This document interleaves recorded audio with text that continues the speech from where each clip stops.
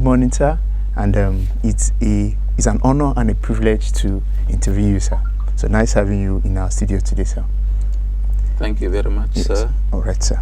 And for giving me this opportunity for us to rub minds. Thanks for coming, sir. So we're going to talk about interesting and topical issues making the rounds presently. And let's start with the Endsars protest. So what's your take about the protest? Do you think the youths were actually making a case for the hashtag, or it's just a metaphor for them to express their grievances and dissatisfactions with the government? Well, your question seems to be all merged into one. Okay. I think I support the protest. Okay. Without any doubt. Okay. And I have made this known. Why?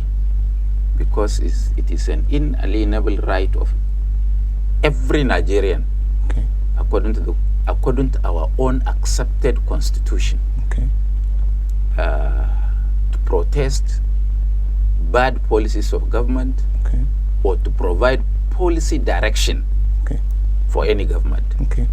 And this much, the president of the country himself, okay, have acknowledged the rights of these young men, okay, to protest, okay, and their inalienable right under the Constitution of the Federal Republic of Nigeria to have such an opportunity. Okay.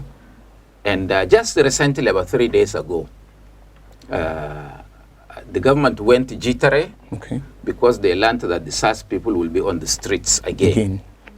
And the IG issued an order, okay, that he will deal ruthlessly, okay, with protesters. Okay. And I came on IT television, to be specific, okay, and said the IG has no such right, because both the IG and the president cannot be greater than the Nigerian Constitution. Okay. They are what they are because of constitutional provision, that there should be an Inspector General of Police, to maintain law and order for the country.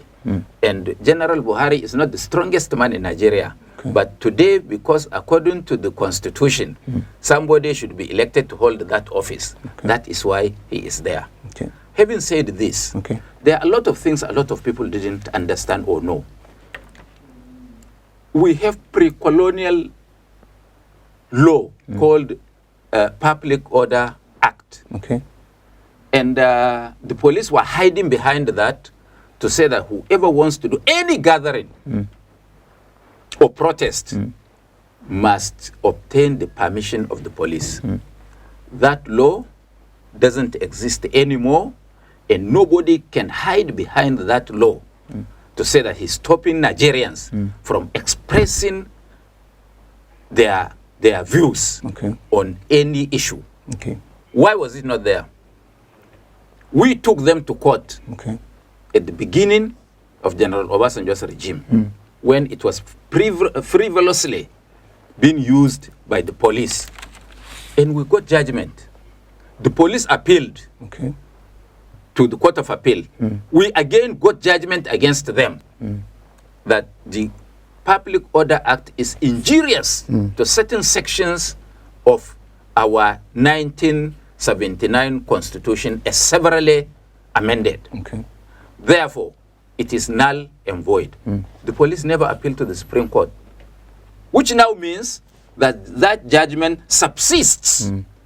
And for us to have a peaceful country, a peaceful republic, a peaceful polity, all and sundry security agencies and those in authority must live by the tenets of our extant laws. So that's explicitly explained.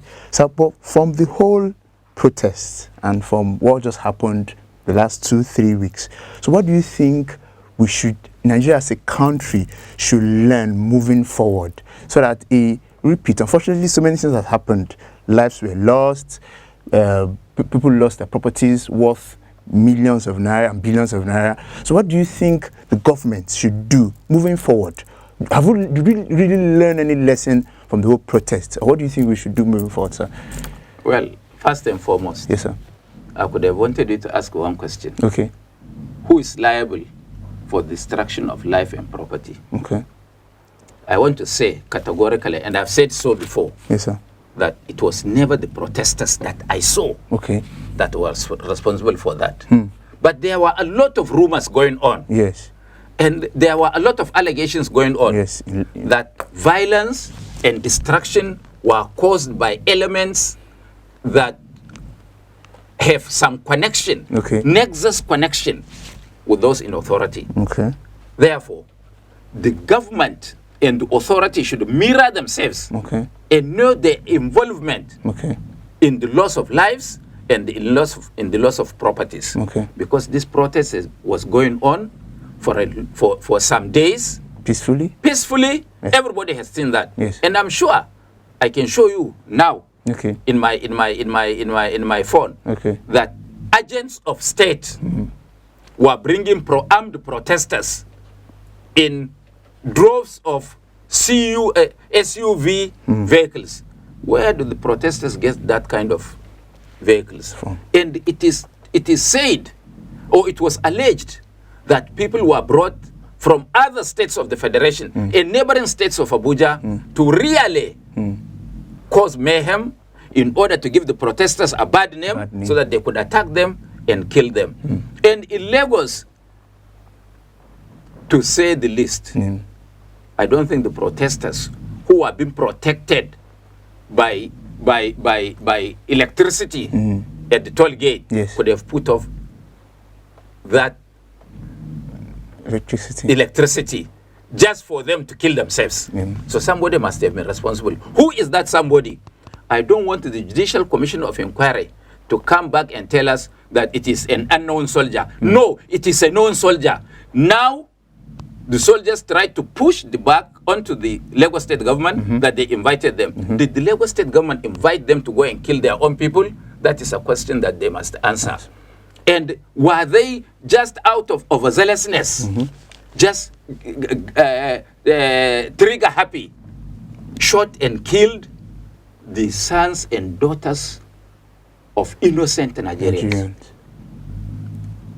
We are a Nigeria because we are a territory defined by law and local and international law. That is why those in authority oversee jurisdiction over the territory so-called Nigeria. If they decide that they want to be lawless and that we live in jungle justice, or in fact, I even said yesterday during one interview that it is those in authority that are now pushing us into what they fear that is called revolution. They are the people pushing us, because when you push people into the wall, they revolt. They will have to push back. And we know, as a fact today, that if you are not the son of Mr. Somebody, a representative, a minister, or a governor, or a chairman of council, you can never get a job. And even in the civil service, you can never be promoted. And that is been alleged severally. You cannot be promoted until you bribe those that are responsible for promotion. Is this the kind of country that we will build? How about my own children that are Mr. Nobody? I have several of them like you, with master's degrees and medical doctors that could not get employment. This is my witness, he can tell you. You mean that if at my own level, who had been many things in this country, could not secure an employment for my child, how about the ordinary man in my village? So, for me now, what have I got to lose if heaven and earth come together? Ends today. I understand. This is what is pushing people to commit suicide. This is what is pushing people to blow up themselves, as we had seen in Tunisia, that led to the Arab Springs. And people should not feel that they are invincible. They are, whatever type of authority they hold. They are not invincible. If the Soviet Union, in matter of hours, will crumble, if Romania, in matters of hours, both Ceausescu and his wife will be killed, if Imelda Marcos and Marcos could be sacked out of Philippines, or if Gaddafi and Saddam Hussein could be killed and their empires crumble. Have you discussed with God that Nigeria is insulated? So, sir, permit me to backtrack a little. So, about the Lekki killings at the toll gate. Of course, a lot of allegations has come to the fore. And most times, we don't even know which to believe. If to believe the Lagos state government, if to believe the federal government, or even the youth or the young people that were there during the Lekki massacre. So, as a respected voice in Nigeria, what's your take about the Lekki shootings? At least one thing I'm so sure, yes, and I can say it anywhere. You can't blame the youth to have organized to kill themselves. Would they have done that? No, sir. This life is very precious. Even at my age, I still want some more time. Around.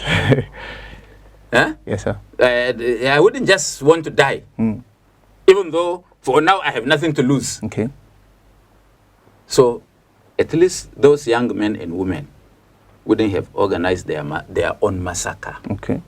So whether it is Lagos state government or whether it is federal government, one thing I know is also that Lagos state government doesn't have army, doesn't have police, doesn't have armed militia to go and kill its own people. So who is it that is responsible for for security agencies should be blamed?